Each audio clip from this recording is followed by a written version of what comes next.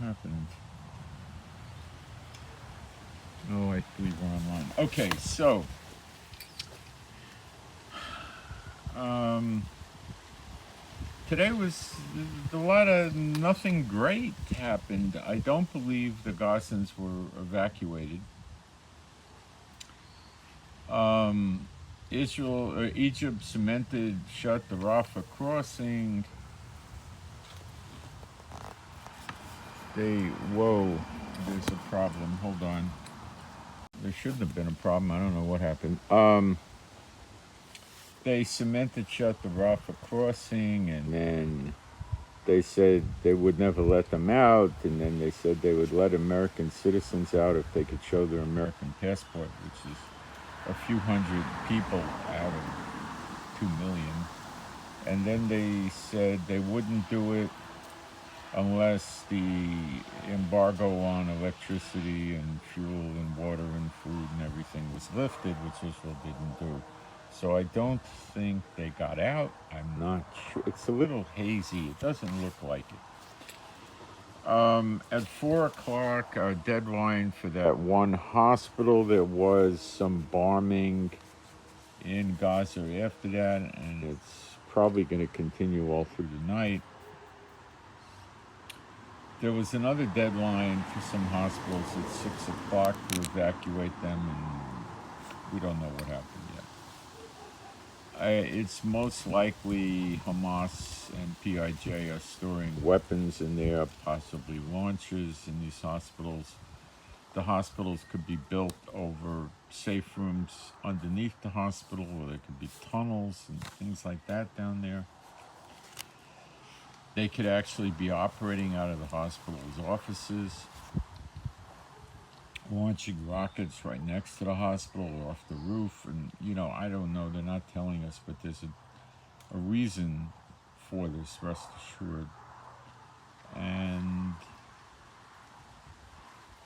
that's going on, and we don't really have a clear definitive end. They've been shooting rockets into mostly South Israel today. I think there was one shoot up around Tel Aviv. They probably put a good 100, 150 rockets into Israel. I can't believe they have that many. Anyway,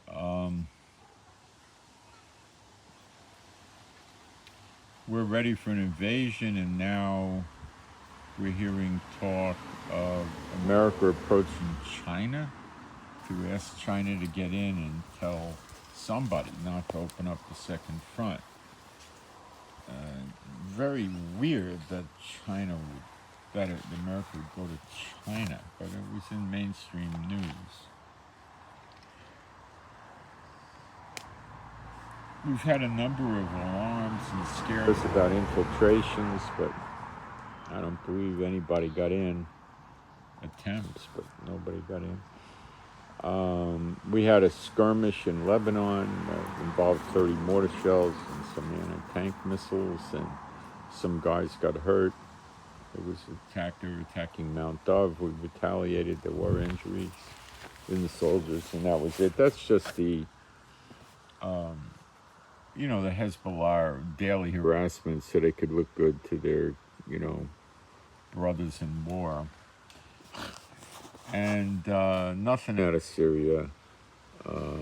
Iran, you're just getting barking. We've had that for years.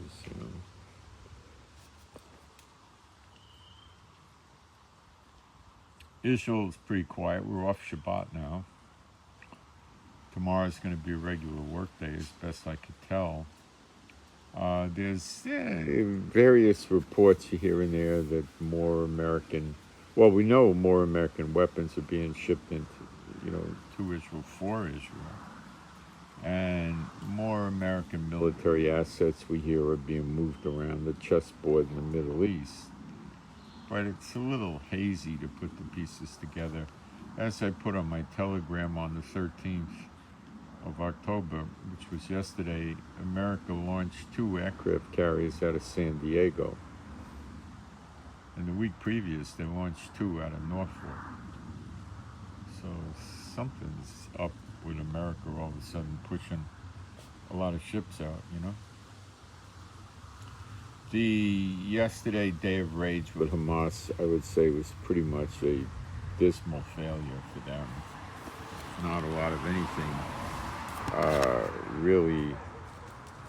really happened. Protests, and they closed the museum in Paris because of a bomb scare today. Stuff like that. But I mean, we were bracing for some big stuff, and it never showed up. Mommy. I got the big mouthpiece in the house, and I got Mommy out there. Mommy, stop it. Mommy. Hey. She's easier to control. There's not a lot to report, Things are tense. Soldiers are staked out down by Gaza and up by the Lebanese border. And as of the evening, I'm not hearing a lot of planes in the skies overhead.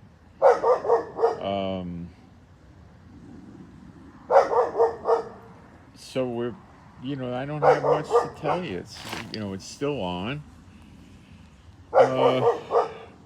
But there's not a lot to get into right now. So it's still in a holding pattern. We haven't invaded, and we're going to. We haven't made progress on the hostages. And they said they executed 9 of them, and we don't believe that. There was no video or pictures or names or anything. Just barking, I think. We're still taking rockets, and that has to stop. And, there's a limit as to how much we're going to be able to take. And the people are pretty agitated about it. And there was a report that Fox News said Biden told Israel to try not to do the invasion or postpone it or something like that. And then they called the White House and asked about it, and the White House said, no, it's fake news. Everybody's being fake news. So there's going to be an invasion. Everybody's worried about the hostages, Israel and America, rightly so. But on the other hand, we're taking 100, 200 rockets a day from these nincompoops into population centers, which is a war crime, and the UN doesn't seem to care about that. And we can't have that continue over and over and over. It has to end. And apparently we're not going to be able to end it by just bombing the place. We've got to go into certain facilities and get into the tunnels and the bunkers. And it's going to be a rough fight, but the chances are, as soon as we go in, or maybe within 10 or 12 hours, the rockets will probably stop. Or maybe 6 or 8 hours. It's not going to be much, maybe immediately. So it's painful for us, and they're laughing at us. Oh, they're weak. They're worried about the people in the hospital, and instead of having the guts to just kill innocent civilians, they were concerned about it. That's probably the way they're thinking, as a guess. So I don't have any great exciting news tonight. It's still tense. It's still stressful. But we're going to get over this. We'll get our control of Gaza, I think, and go from there. It's I will come on with live stream updates if anything breaks loose, which it can. And so make sure you subscribe and hit the notice bell. And if you want to follow the news blow by the hour, get all the videos, the insights from Israel, and I translate from almost never Farsi because the Iranians control the internet over there. You don't get anything. You get soccer team scores from there's like nothing going on with them. But I do translate from Arabic and Hebrew and put it up in English. And you'll get a lot of commentary from me living here many years. And all you got to do is download the Telegram app, Telegram Messenger. and send me an email. My email is in the description box at the lowest line down. It's israelgiving with the number 7 at Gmail. israelgiving7@gmail. And just put Telegram in the subject header, and I'll send you the invite link. And if you really want to follow the Lord, I put Bible work up there, Bible prophecy work. There's no censorship, and it's encrypted, and it's got 700 million members. You're perfectly safe there.